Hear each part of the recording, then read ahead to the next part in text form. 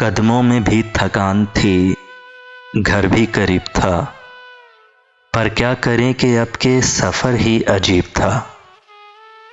निकले अगर तो चांद दरीचे में रुख भी जाए, इस शहरे बेचराग में किसका नसीब था। आंधी ने उन रुतों को भी बेकार कर दिया, जिनका कभी हमासा परिंदा नसीब था। कुछ अपने आप से ही उसे कश्मकश न थी, मुझ में भी कोई शख्स उसी का रकीब था।